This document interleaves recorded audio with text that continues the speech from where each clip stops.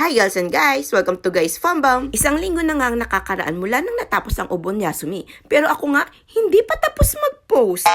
Mga madlang people ng Japan na ilabas na i-post nyo na ba lahat ng videos at pictures nyo?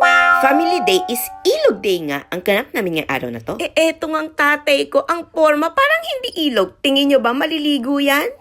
By the way, highway, andito nga pala kami sa Shimo Okubo Kanumato Chigiken. Dito talaga kami lagi pumupunta kapag Ilog Day ang ganap namin. Dahil nga bagyo nung mga nakaraang araw, medyo tumaas at malakas ang agos ng ilog natin ngayon. Nagpunta nga kami rito para mag-enjoy ang mga bata, pero teka lang, parang mga isip bata ata ang nag-e-enjoy.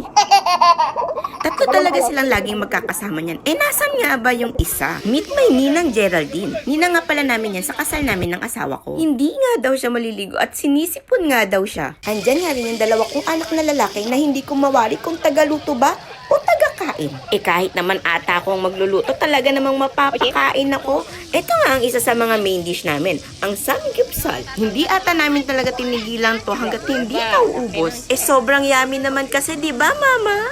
Oh yes!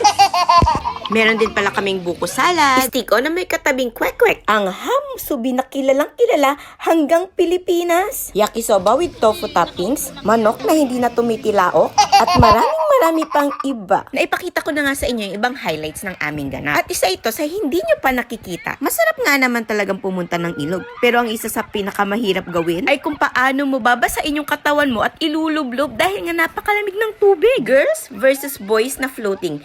Sinong mas magaling? Kami ba o sila? Ang problema nga girls and guys, wala ngang versus boys. Kasi naman, hindi ko nga napindot yung play button nung sila na yung magpo-floating. Alam mo yung feeling na na-heartbroken ka kasi pagtingin mo sa gallery mo, wala palang save video. At dahil nga dun, parang gusto ko na lang talagang umuwi. Pero teka, uwian na nga pala talaga. By the way, girls and guys, open nga pala to from 8 a.m. to 3 p.m. Pero dahil nga peak season ngayon at Obon Yasumi, open sila until 5 p.m. 2,000 yan nga ang bayad sa parking area nila. At kailangan yung iuwi yung sarili-sarili nyong basura. O paano ba yan? Paalam na!